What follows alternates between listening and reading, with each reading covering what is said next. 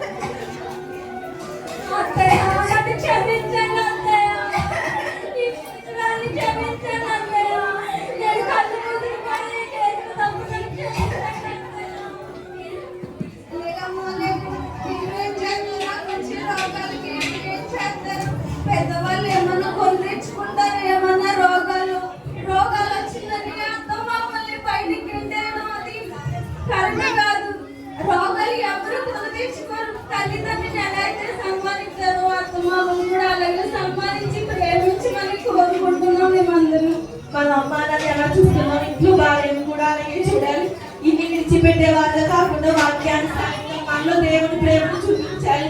మనందరం కలిసి ఏకంగా దేవుని చూపించడం. ఈ సన్నివేశాన్ని ఎవరిని ఉద్దేశించి వేసింది కాదు, బయట జరుగుతున్న పరిణామాన్ని చూసి అందరూ ఈ స్కిట్ వేసాము. మీరు కూడా మీ తల్లిదండ్రులు సన్మానించాలని ఈ స్కిట్ రూపాన్ని తెలియజేస్తున్నాం. అందరికీ హ్యాపీ క్రిస్మస్.